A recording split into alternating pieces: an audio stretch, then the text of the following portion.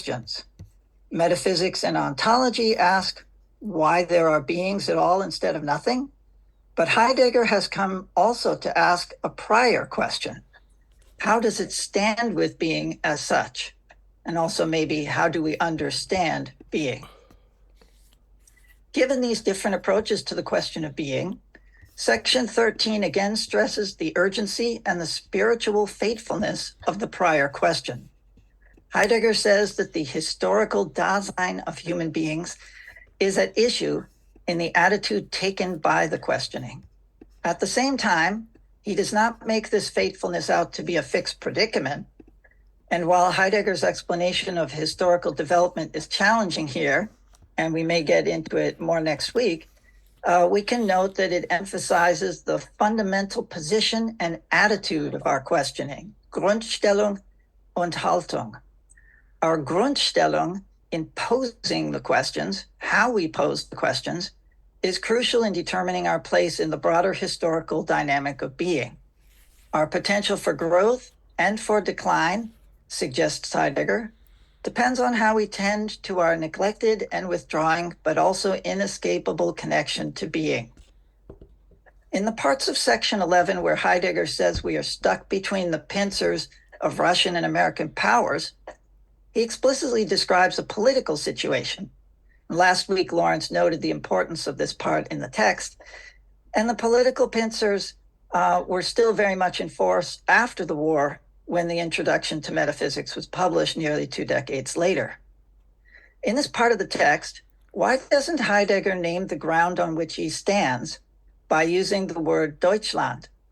To some extent, when he says that we are standing in the center, in der Mitte stehend, he is simultaneously describing a middle, perhaps even what he will call below in section 15, mediocrity, Mittelmäßigkeit.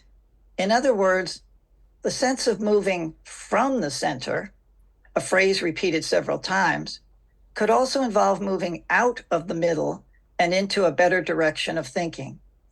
It would also be worthwhile to compare this section by Heidegger with the text called What the Germans Lack, in Nietzsche's Twilight of the Idols. There, Nietzsche says that the German nation of thinkers, das Volk der Denker, has let its passion for politics eclipse its interest in spiritual things, geistige Dinge. So a lot of the language there can be compared to Heidegger's. In any case, when Heidegger says early in section 12 that through our questioning, we are entering a landscape, Landschaft, and that being in this landscape may allow us to achieve greater rootedness, Bodenständigkeit, he is no longer talking so much about the geography of Germany as he is surveying a prerequisite ground, a Grundvoraussetzung, out of which thinking might proceed. A roughly parallel move is also seen in section 13, when Heidegger declares that we have extracted, herausgestellt, the prior question about the standing of metaphysics from the fundamental question of metaphysics, that is, aus der Grundfrage, out of the fundamental or grounding question. I don't mean here to extract a stable sequence of metaphorical language out of Heidegger's text, let alone an allegory in which being emerges from the ground in a straightforward celebration of physis. But the constant oversaturation of lexical cues in Heidegger's writing is leading us in a lot of different directions at the same time. Okay, thanks for listening. Thank you very much, David. Thank you. Yeah, that was tremendous. I wonder if I could pick up that point where we left off, as it were, with that David drew attention to the question of the Bodenständigkeit. And I wanted to take Theodor Kessil's view of this text, because he quotes a very large section of section 11 in the companion that Richard and Greg put together for this volume. And this is what he says. He says this unabashedly Eurocentric and Germanocentric text, combining the two adjectives, the Frenchman Derrida calls it Central Europocentric, reflects virtually to a cliche the geopolitics of beleaguered Middle Europa in the first third of the 20th century, which quite naturally became the guiding idea of the Nazi foreign policy of expansionism in portraying Germany as the endangered nation in the middle. I want to challenge that view because I think it's thin and because it doesn't touch on why Heidegger is raising this question of the place of Germany. And it doesn't touch the question of the meaning of whatever we think it does mean, the meaning of the German nation as the metaphysical nation. But it also doesn't, my problem with it is that it is far too narrow. And I would start with this, a slight provocation, which I occasionally put before students who get very excited about terms like Eurocentrism these days. And I point out that to be in Europe is to be Eurocentric. In other words, it's where you're stuck. So you have to work out what that means. Now, we know that the criticism that Eurocentrism implies is some kind of European superbium, of European preeminence. But Eurocentrism does not say preeminence. And it seems to me that one of the questions that's raised by section 11 is, what does it mean to be where you are? This is a question that Heidegger often raises. He raised it before in the lectures immediately after the rectorate. He says, wer sind wir? Who are we? But this is a geographical question. And if I can just prevail upon your patience for one moment, to read you a text from an English geographer of 1919 that sets some of this in context. Now, this is by Donald Mackinder. He's not any old geographer. Donald Mackinder was the person who almost invented the discipline of geography in the United Kingdom. And he says this in 1919. We have had for a byword in these terms the German war map. It may be questioned, however, whether most people in Britain and America have fully realized the part played by the map in German education during the past 3 generations. Maps are the essential apparatus of Kultur, and every educated German is a geographer in a sense that is true of very few Englishmen or Americans. He has been taught to see in maps not merely the conventional boundaries established by scraps of paper, but permanent physical opportunities, ways and means in the literal sense of the words. His Realpolitik lives in his mind upon a mental map. The serious teaching of geography in German high schools and universities dates from the very beginning of Kultur. It was organized in the generation after Jena. To this day, if you want a good map, you must have resort as often as not to one of German origin. Now, the reason I quote that is to try to set in place what I think is going on here.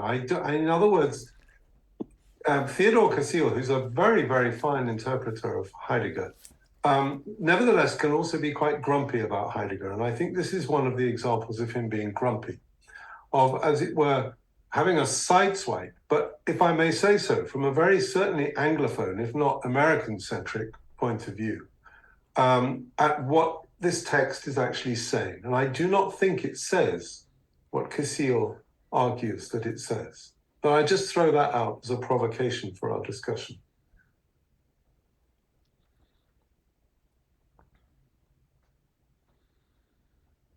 I'm trying to ignite the anti-imperialist, not least Alberto, who's stroking his moustache and wondering where to begin. But I don't think this has an imperialist point, and I mean I would expand on that if we could. But I think it's important for us to understand what's being said here.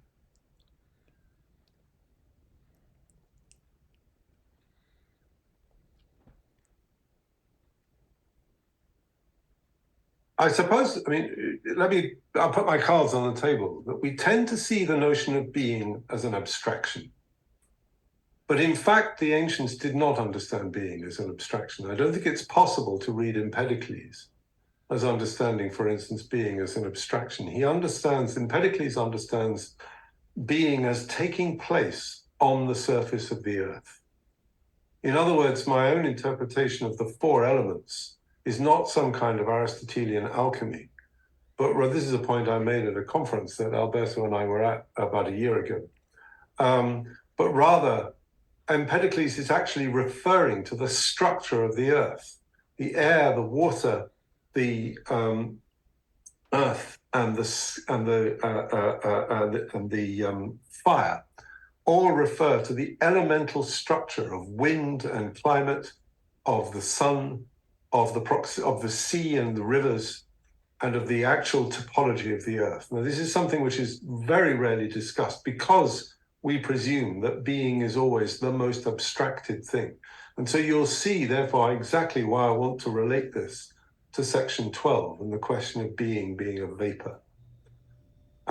My suggestion would be this, that because of our, let's say, our certain, our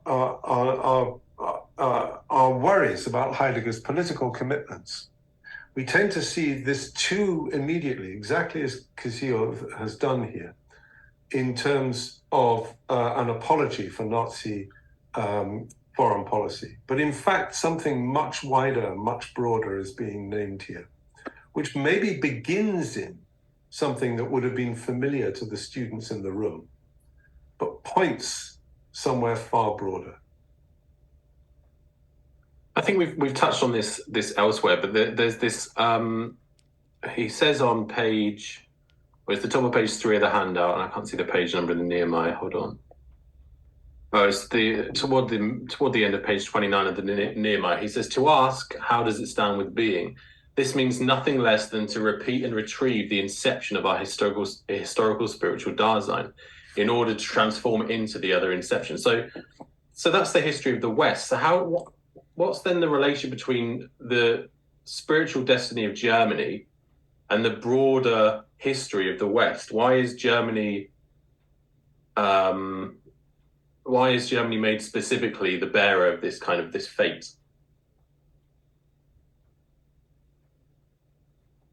I'm assuming it goes beyond the kind of affinity between Greek and German that Heidegger. That's an extremely interesting question, and that's exactly what led me to look at Mackinder.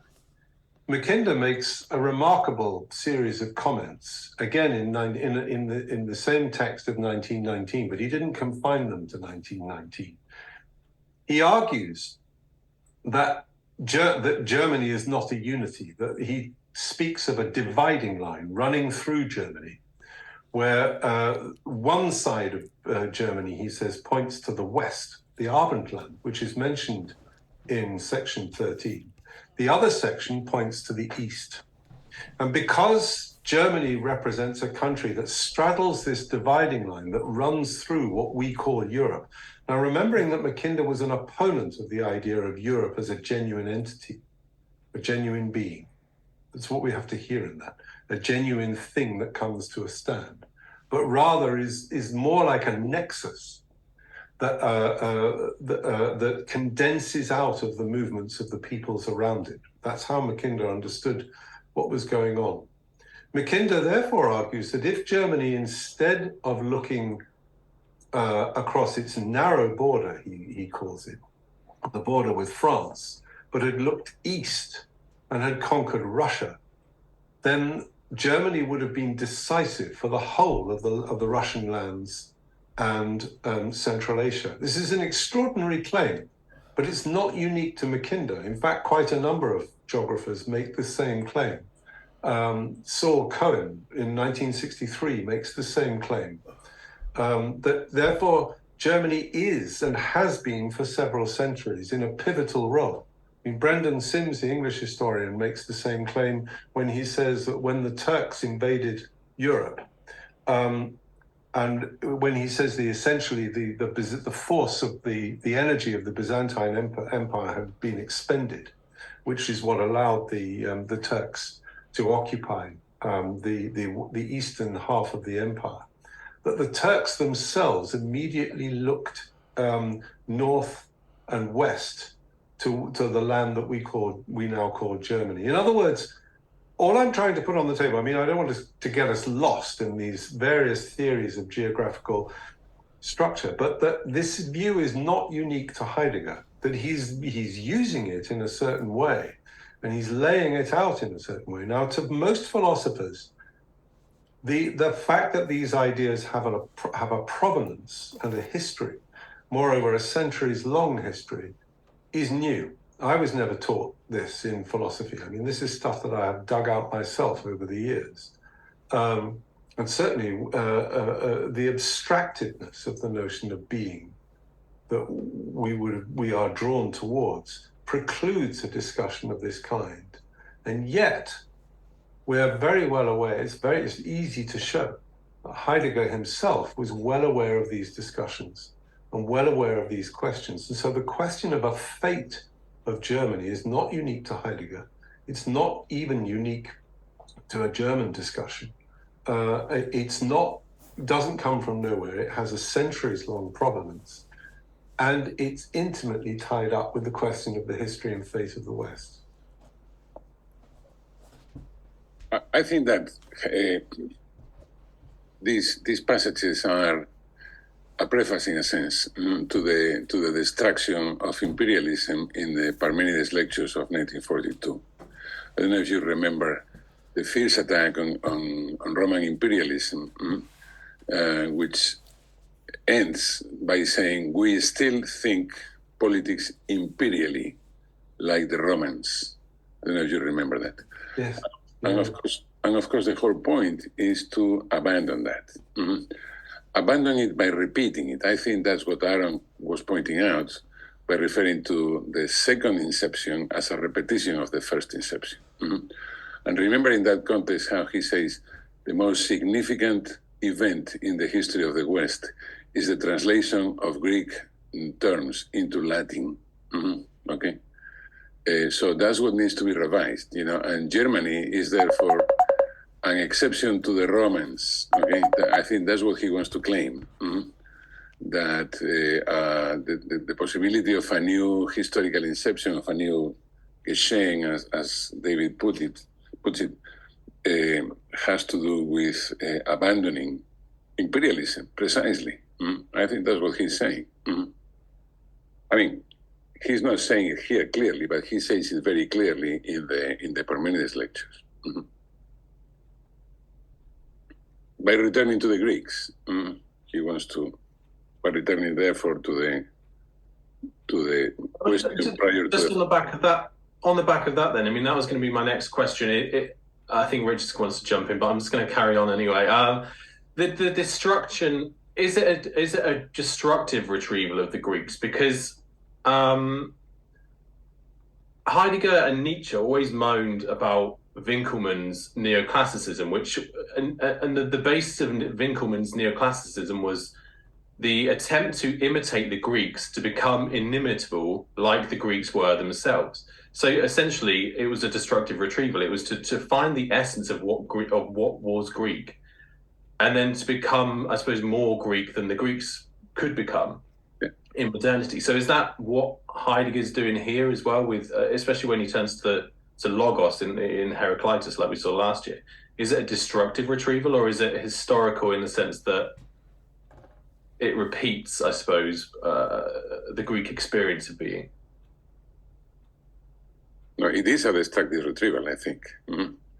I think that's consistent with all of Heidegger's work, down to the Scheringen seminar from '73. Okay, in which he insists we need to be more Greek than the Greeks. Yeah.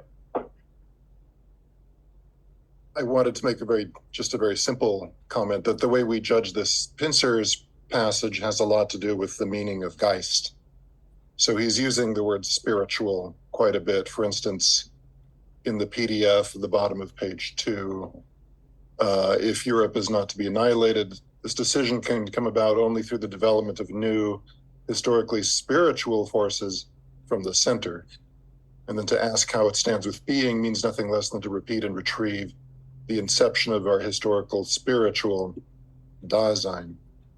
So if you want to go with Ted Kissel and say, well, this is sort of standard Nazi rhetoric, then you have to say that this the idea of Geist is sort of window dressing. If you want to defend Heidegger, you want to say, well, he's emphasizing the word spirit precisely in order to say that this is not a military point. And I think it's in our next reading that we'll get into his explicit discussion of what Geist means and doesn't mean. I mean, without just the obvious corollary to that is that Geist is above all a Hegelian word, and that both Nietzsche and Heidegger here are to some extent, if they in fencing with Winkelmann, are also challenging the notion of Weltgeschichte, of Hegel's Weltgeschichte, which is the unfolding of Geist. I mean, that has to be the essential background here.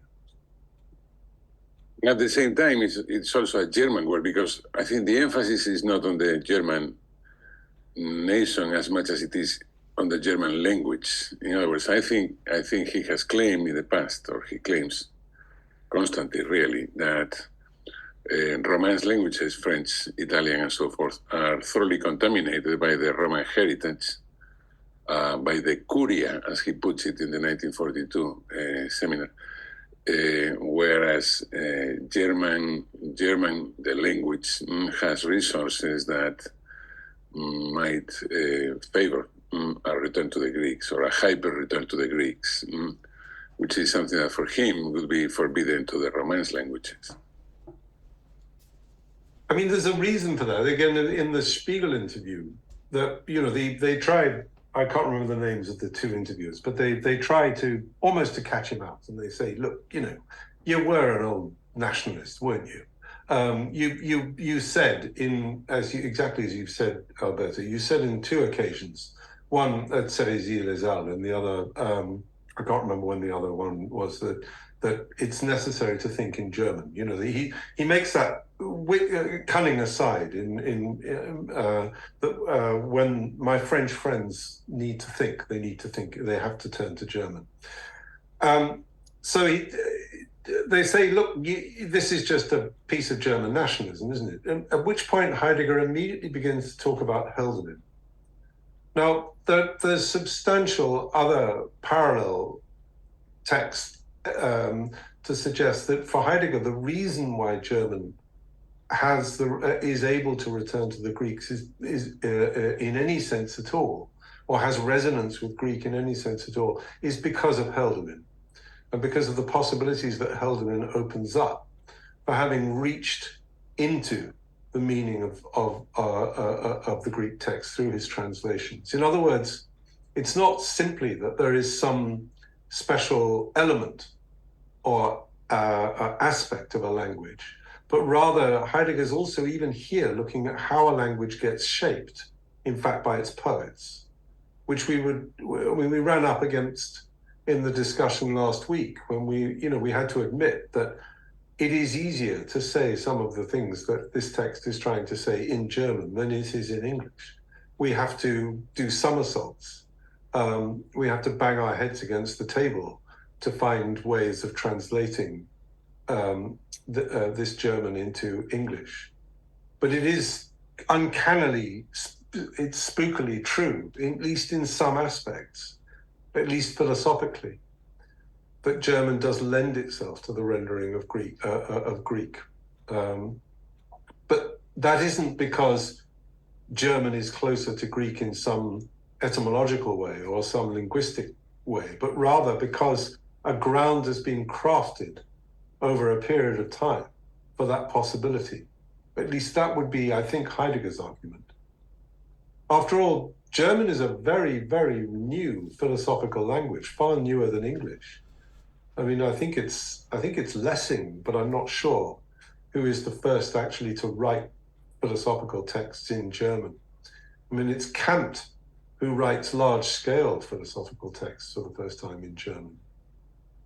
Goethe was probably similarly one of the first people to write theoretical texts in German. This is a very recent phenomenon of just a couple of hundred years when Heidegger is writing.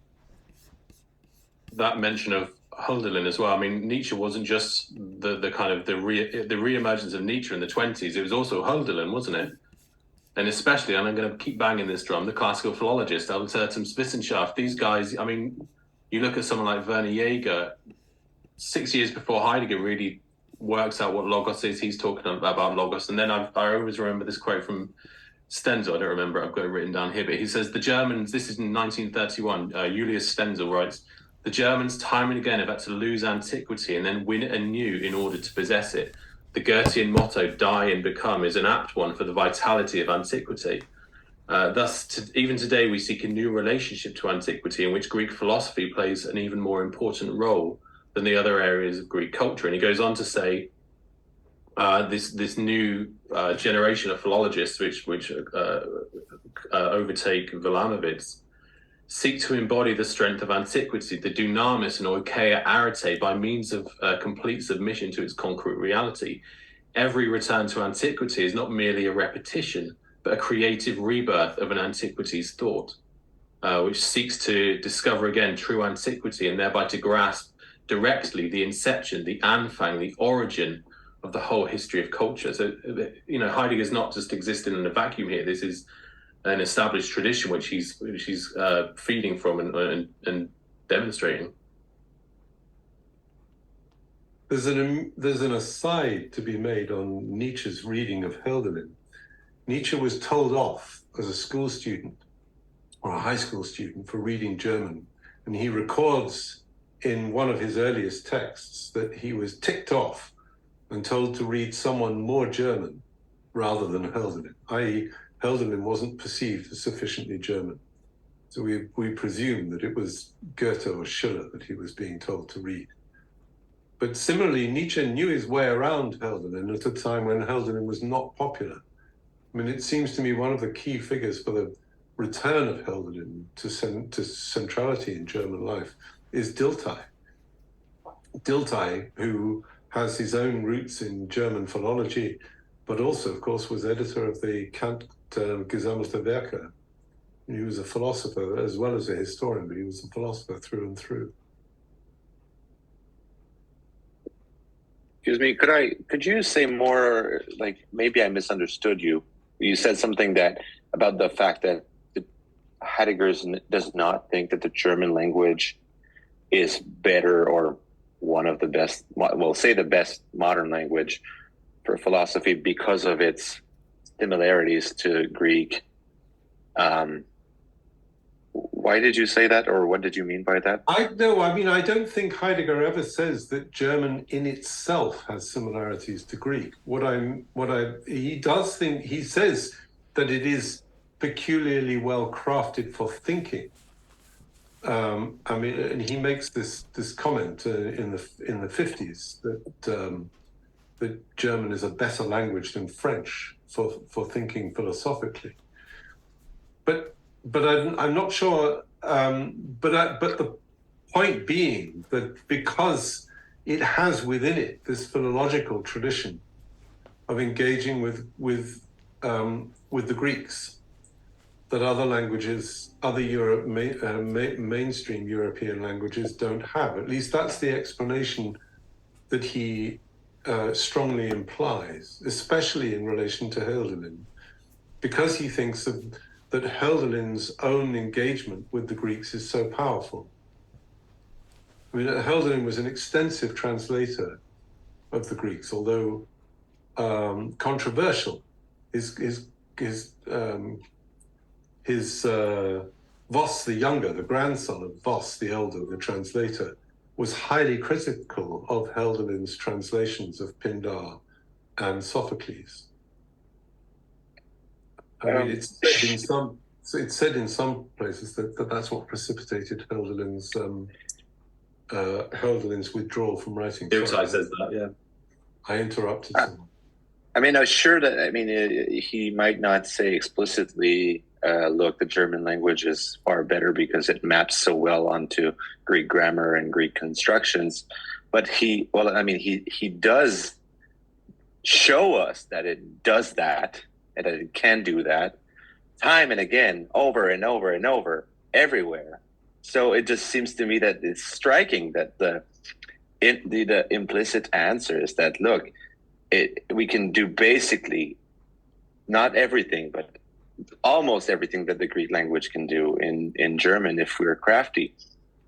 So that's why I was kind of puzzled by your claim.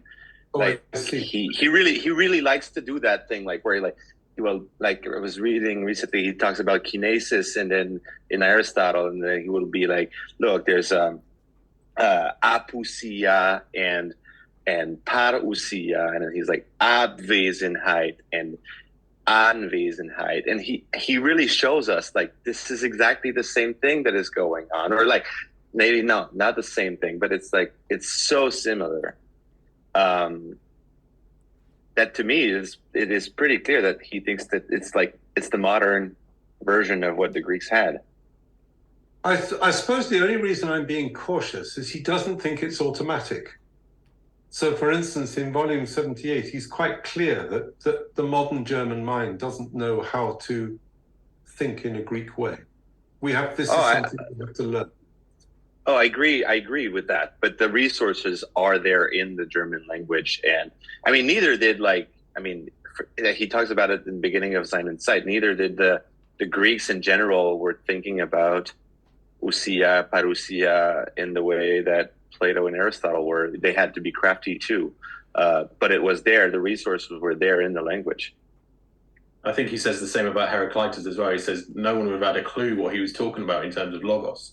It would have been completely beyond the Greeks, that notion of logos that Heraclitus talks about, yeah. It seems to me that this emphasis on language is a little bit outside of the text that we're reading. It seems to me that here, in this context, the emphasis is more on the people, that the people themselves, whether it's because of their geographical position at the center, or some other historical claim, but there's a certain kind of election or something like that the German people are given or here, not the language. Yes, thank you for dragging us back to the text, Michael. It's very appropriate.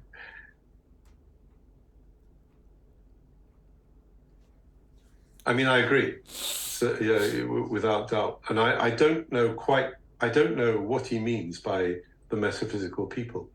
Although, again, he's not the only person to make this point. Even Karl Marx makes something of this point, for different reasons. But Marx has an essay from one of the essays that was written about the same time as the Parisian manuscripts, the economic and philosophical manuscripts of 1844, where he says that because we're so economically backward, we were forced to be a philosophical people. It's a fascinating argument. This aspect of Heidegger's kind of a selective disposition towards the Greek terms is also something that might be considerable to think. So that in case of aletheia, for instance, this Roman reception of it, that is veritas verum and later certitudo, is inadmissible. But on the other side, Greek hologos, it comes to German through Latin, through legere of Latins, that is lesen, that is gathering for him and not reading in its primary understanding.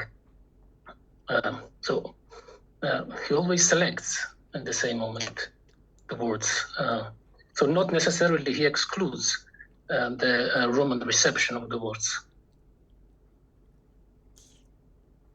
Here's a footnote on the metaphysical people. So this is from the Being and Truth volume, his lectures when he was rector.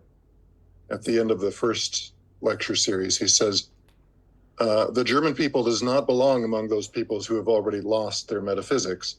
The German people has not yet lost its metaphysics because it cannot lose it, and it cannot lose its metaphysics because it does not yet possess it. We are a people that must first gain its metaphysics and will gain it. That is, we are a people that still has a fate. Something to chew on. So the question there, Richard, would the question would be, and that's why I raised these points of Mackinder's earlier on, is where does that fate come from, as it were? Is it a geographical? Is it a consequence of geography? You know, and this is Robert Kaplan writing very recently in 2012, quoting Samuel Cohen. From 1962. So he says, Cohen called Central Europe a more geographical expression that lacks geopolitical substance. The reunification of Germany, according to this logic, rather than lead to the rebirth of Central Europe, would simply lead to a renewed battle for Europe and by inference for the heartland of Eurasia. Which way, in other words, would Germany swing? To the east and toward Russia, with great consequences for Poland, Hungary, and other former satellite countries, or to the west and toward the United Kingdom and the United States, providing a victory for the maritime realm. Now, this is from 2012. We still do not know the answer to this because the post-Cold War is still in its early stages. Now, that's Robert Kaplan, an American writer, albeit controversial, but nevertheless by no means a slouch, quoting another important American geographer, raising the question of how the fate of Germany will be determinative for other nations in Europe. The only reason I raise these things is simply to say that it's not the tendency for those of us who deal with abstractions is to assume that the claim that is being made here is a claim, as it were, about something that we cannot see, or something that is hidden in some way, or is only accessible by virtue of or something. But in fact, a very different claim is being made. And so the question would be twofold. One is it geographical? Is it that the fate of Germany is determinative in either way, either for the Abendland or for Eurasia? And Heidegger discusses Eurasia at one point in the early 40s. And coupled with that, is that fatedness a consequence? How is that consequence going to be exhibited, if you like? That's what I think what I'm trying to say. In other words, this isn't Blut und Boden. Neither is this racial in any sense. Rather, this is understood, I think, from out of geographical considerations, and others have also made, other serious scholars have made these points. Well, I do think Heidegger has a very vivid and understandable sense of standing in the center of Europe and that Germany is between East and West. But I don't think that's all of it. I mean, there's the fact, the maybe inexplicable fact that the Germans are, as he likes to say, the people of poets and thinkers. And so there's the fact of Hölderlin, there's the fact of Kant, there's the fact of Heidegger himself. And thus, this is something that others have.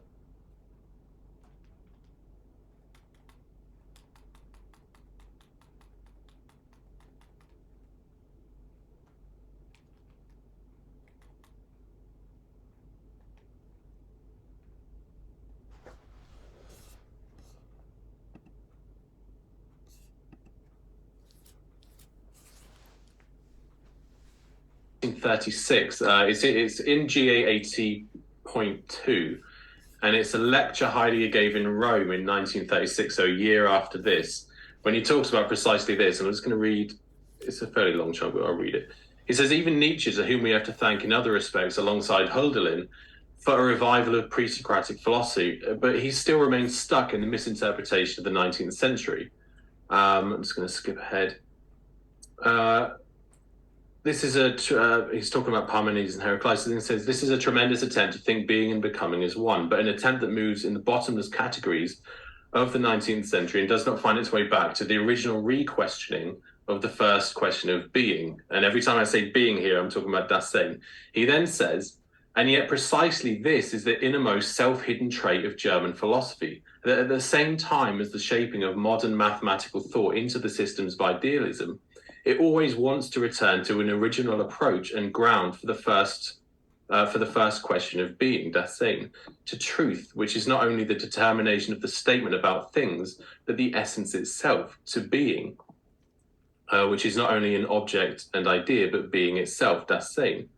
He talks about Meister Eckhart, Leibniz, Kant, Schelling, Hölderlin, and finally Nietzsche. He says they seek again and again to return to the ground of being, which becomes an abyss for them in different interpretations. Abgrund, yeah, abyss. So it seems to be something implicit in German philosophy itself, which drives them constantly back to an inception, which I suppose is what comes to the front or comes to the fore in the 1930s. He doesn't say what that is, but maybe it's language itself. I'm not sure.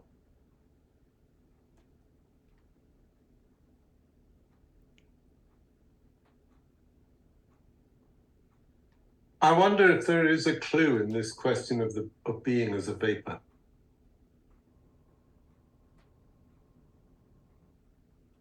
What I mean is, the restless wheel of my mind is not satisfied with saying, well, there's a something here, but because I think it's being named here myself. Well, earlier on, in previous sessions, I think that you mentioned aer in the Iliad of Homer, a word that usually appears solely before a god presents himself or herself to the character, and it ensues from there a crucial action. I don't know if this adds to your to this vapor matter about being, but I think there can be an association there. Because it is under that air, that mist, that something comes into being. Yeah.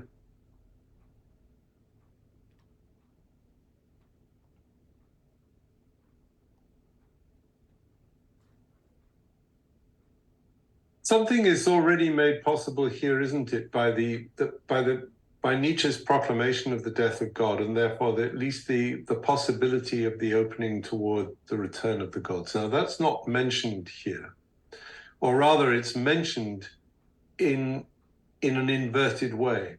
There's the rootless organization of the normal human being. And then again in section 12, he makes one of these slightly acerbic asides that he likes. For every, diese Gedankengänge sind für jeden normal denkenden Menschen und wir wollen alle Normalmenschen sein. We all want to be normal people. He's teasing the audience with this. Now, the opposite of Normalmenschen, of the Normalmensch, surely is a god. Now, I mean, again, don't get me wrong. I'm not advertising that there is some hidden theology here. Quite the reverse, actually, because I don't think Heidegger thinks of the divine in the way that classical theology, even German theology, has thought of the god or gods. Something quite different. I mean, this is something that becomes much more explicit later on in GA 78. But it has to do with the way in which it stands with being. In other words, I think that something of what will become the last god is named here in this text, although in a very occluded way.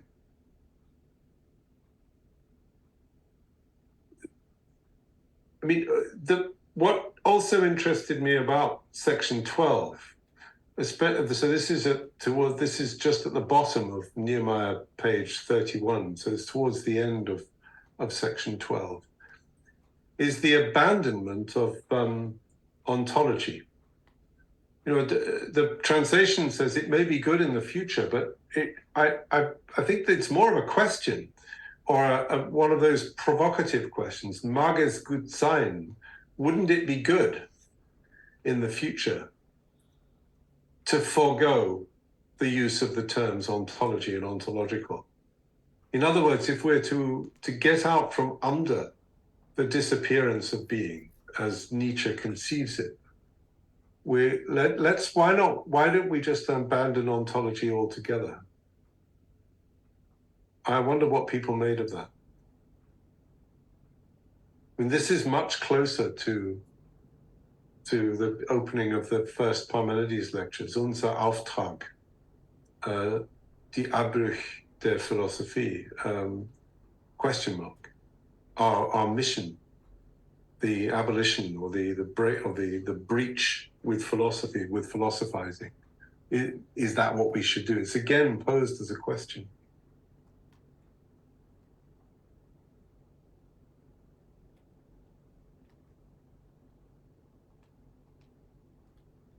Partly because, with section 13, he then moves us. So it's often asserted that Heidegger is some kind of critical devastation of everything that's gone before. And it's very difficult, especially when you're reading these texts for the first time, not to read it like that. They shock you. And at least this has been my experience. And then when I've gone back, I've discovered that the shocking element is not there. I mean, the shock I felt in reading, in seeing Hegel, Kant, Schelling unraveled before my very eyes, it was a shock of my own rather than something that Heidegger himself was doing. And he's explicit about it here. Much less, the translation says, to reckon up critically the mistakes of earlier attempts at ontology. In other words, let's not judge previous ontology. That's a really important point to make, because so often Heidegger is characterized as somebody who is simply, as it were, tearing up the past, tearing up previous attempts. But this is right in this Vorfrage. Wie steht es das Sein? Concerning being. How does it stand with being? Das Sein. With around being, concerning being, with respect to being.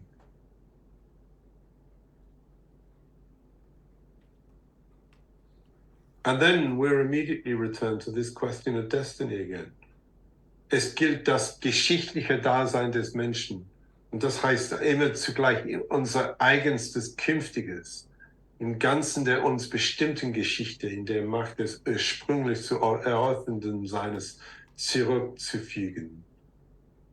The point is to restore the historical Dasein of human beings. And this also means our own most future Dasein and the whole of the history that is allotted to us.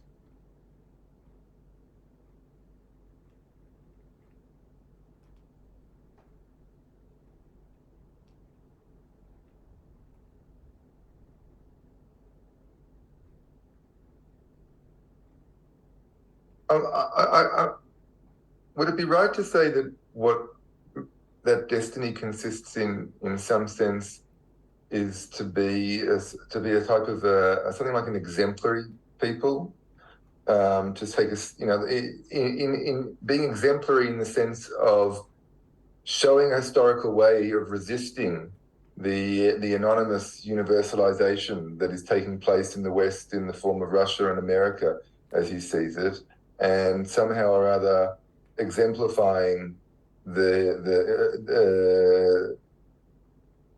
a space for being to manifest without appeal to the forces of modernity that he's critical of. Is that a reasonable sort of way of understanding what's going on here? It seems to me that there's something essential about being has an essential relationship to history, and history seems to have an essential dependence on people. And a people is a sort of push against what's happening in Russia and America. Otherwise, I think you're spot on, Michael. I couldn't agree with you more. I mean, I think there are other texts I can think of where Heidegger comes very close to saying that, where he sees this. And that would fit with Alberto's suggestion that it's already not imperial here. And if imperial means sort of like, wanting to expand the example all over the globe or something like that. I mean, it's not clear why you need to go to war to be an example, but I mean, that's another question. No, I think, I mean, I would interpret this text in the way you've just described myself.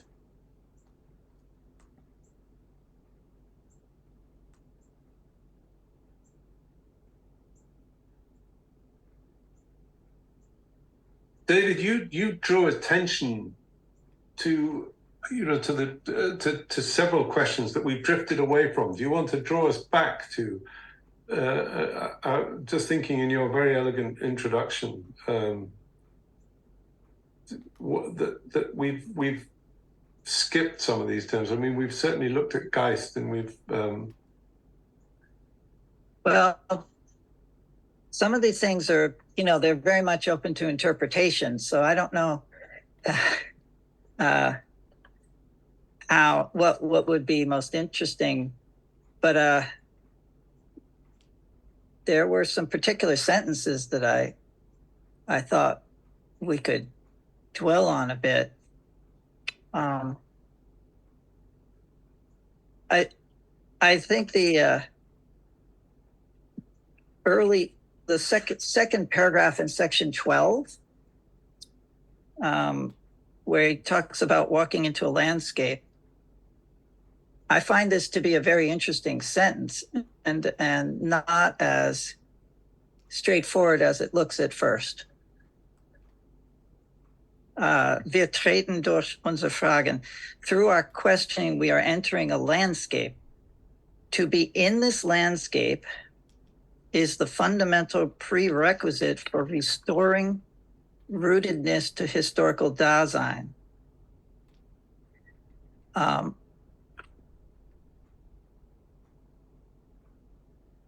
Yeah, thank you. I mean, I think that's exactly the point that I wanted to, that I wanted to draw attention to with respect to this, our tendency to read this in a very abstracted way. But here, this isn't Denken, in other words, even. This is Treten in eine Landschaft. Well, this is kind of the question I was trying to ask for this destructive retrieval of the Greeks, because he says prerequisite for restoring rootedness to historical Dasein. So what happens when we become more Greek than Greek, in a sense? Do we forget the Greeks? I mean, what happens to our rootedness then? Is the Greek question of being overridden for the question of das Sein, the das Sein der Wahrheit? In what sense are we rooted still if it's a destructive retrieval? Well, in that connection, Aaron, let me ask. So, what about Earth? What does Heidegger mean by Earth in this text when he talks about the spiritual decline of the Earth? And then, of course, let's look at Earth from the point of view of Bodenständigkeit. Is Earth simply a metaphor for the human world, or is the Earth real? Does the Earth really mean the planet? Mm-hmm. What do you think? Mm-hmm. I would assume he means the westernization of the peoples of the Earth. Don't you think that's a restrictive interpretation of what is going on here? Look at the passage in which he talks about the darkening of the world, the flight of the gods, the destruction of the Earth, the reduction of human beings to a mass. I think Earth is a little more than the West. Yeah. Okay, so, well, Yeah. I would agree, but I mean, there's an elemental sense in which this is being spoken of, isn't there? What I mean is that when we think of planet, I mean, this is the other remark in the Spiegel interview. We think of an object. You know, that seems to me to be the point that Heidegger's making about the photograph of the planet, which shocks him. Yeah. Whereas the relationship with the earth is an elemental relationship. The relationship with the gods is an elemental relationship. Yeah. Now, I mean, Junger uses this word elemental, and I think Heidegger himself criticizes it, but having trudged through the Junger text, it's never been clear to me what Junger means by elemental. But here I think it is, because there is a restorative aspect to this. I mean, I think this is what will lead eventually to the fourfold. But there is a restorative aspect to understanding our relation to the ground on which we stand. So this Treten in eine Landschaft is also a kind of a restoration. I mean, one of the ways. Sorry, go on. Sorry, no, carry on. I thought you were finished. Carry on. Well, one of the ways to interpret these texts is sometimes as a nostalgia, and I've never myself read them like that. There is an optimism about them, a ferocious optimism, in fact, rather than a nostalgia. And it seems to me that the point is, there were various attempts, as it were, to restore Greece. You know, you think of the Stefan Georg Kreis of, you know, dressing up in nighties and reciting Pindar to each other, as it were. There was something neurotic about that, which I think this was not Heidegger's idea of how to recover an understanding of the Greeks. But the grittiness of Hölderlin's prose, I mean, that's, after all, that was Voss's criticism of it, that he pedestrianized the Greeks. But by pedestrian, I use that word deliberately, you know, pedestrianized, i.e. we could walk what they walked once again. They were right back with us. We were right back with them. But now this is an understanding of being, but understood through presence. How are we to presence? How will the Greeks presence for us? How will this Landschaft, the earth, presence for us? This is when we begin to speak of a wie steht es das Sein? How does it stand with being? But he's still looking for a more originary a more originary understanding of being than the Greeks themselves, wasn't he? I mean, that's where he struggled, I think, after being in time, because he couldn't find ground that he assumed the Greeks couldn't find either, the ground of the ontological difference between what is present and presencing itself. So I guess I'm trying to ask still is what happens once the revolution's over? What happens when we've reached that destiny? You know, do we forget the Greeks as Anaximander obsolete? Is this another form of progress?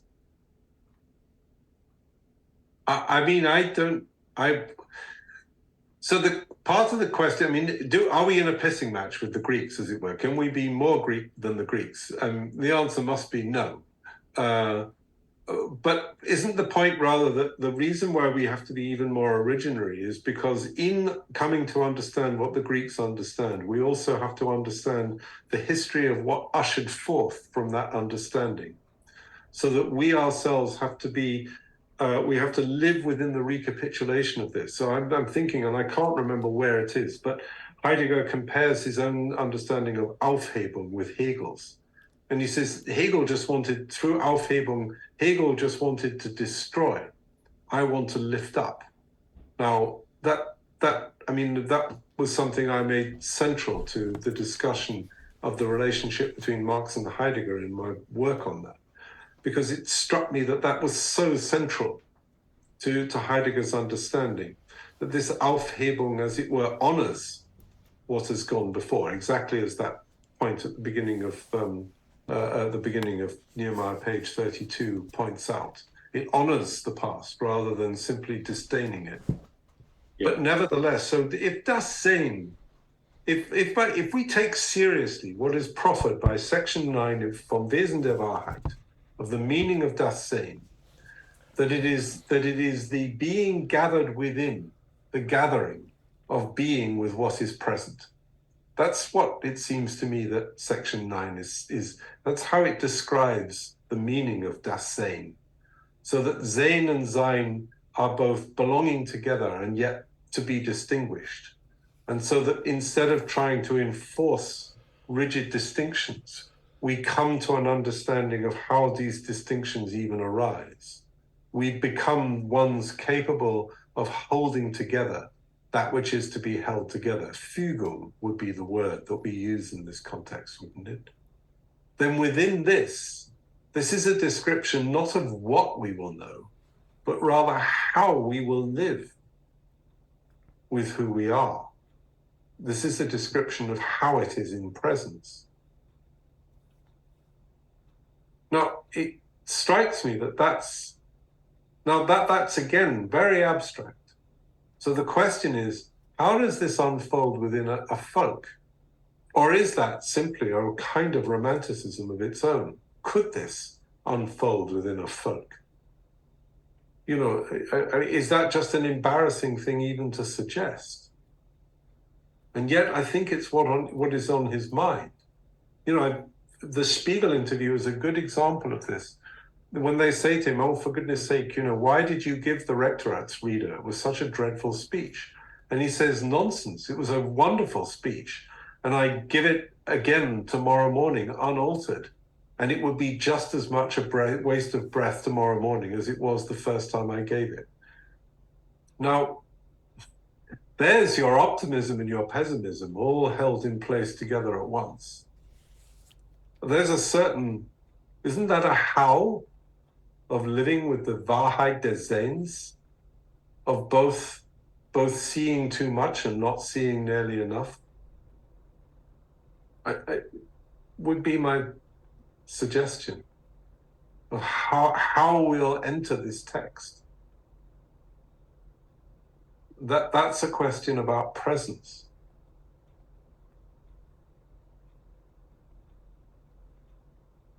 Lawrence, can we say that the only possibility to enter into the text is to be always already into the text, meaning precisely the text we are speaking now?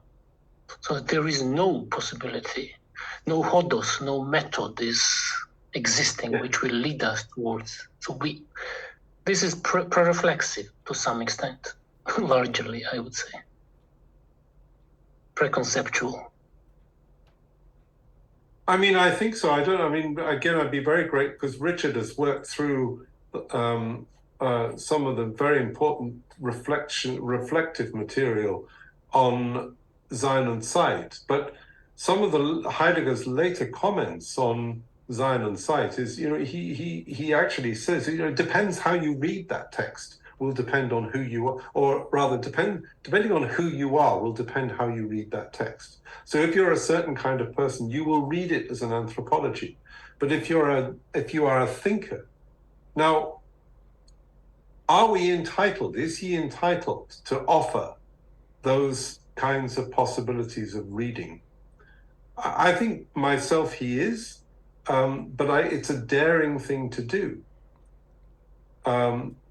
But one of the things I think he was also trying to do, and that's why he wrote endlessly on the Missdeutung of the misunderstanding of his own work, was trying to explain to himself how the impulses in what led him to write could be so often misunderstood.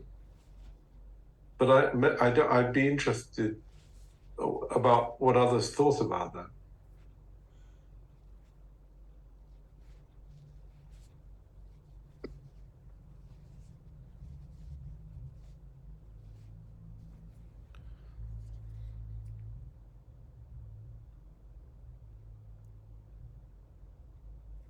mean, it's one of the humbling things of being a teacher, isn't it? That you think you've explained something clearly, and then when the scripts come back, you realize that what a fool you'd been, how bad you'd been at explaining something, and even though you really weren't at it, it's one of the things you have to learn. How difficult it is to invite people to see things as you are seeing them. Or people agree. Or people agree. Maybe I would trust you have absolute clarity in your classrooms, Alberto, but perhaps I'm just not as clear as you, I suspect.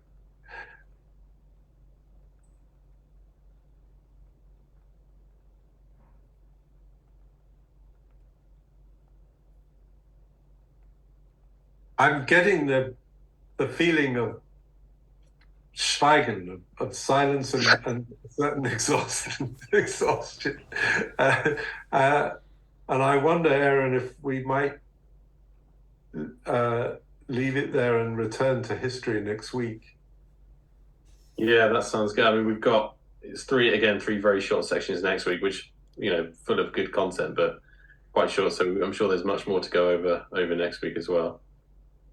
Could I ask a favor of anybody who wants to venture this? But I mean, I'm aware we're going through this text more slowly than we've gone through other texts, but it's also presenting very different challenges to my experience of the other three texts that we've read. And if anyone has any observations on that, negative and positive, they would be very welcome. Just whether we're getting the pace right and whether I think I can speak for both me and Aaron that if there are things we can do to facilitate this well, we're keen to do that. So if anyone has feelings about this, please do write to us. It would be very helpful to us if we need to cover more of the text each week, or if we think we're getting it about right. So if anyone has strong feelings, or would be kind enough just to give us a little bit of, I hate those things that say, how did we do? This isn't, so it's not a how did we do. This is more, more just some idea of whether or not there are things we can do that facilitate our progress. And if no one writes, we'll presume everyone's happy, and then it's your fault. I think it's a shorter text. I mean, last year's text was long, wasn't it? That Heraclitus text, we needed to go through much longer sections each week for that. But this one, although I'm just looking at it is still quite long. So we do need to pick up the pace. We could find a way to do that. Yeah. Okay. Well, thank you again to David for his excellent introduction. It's nice to finish a bit earlier. See everyone next week. And thank you, everybody, for your participation. Yeah. Thank you. Thank you. Goodbye. Thanks.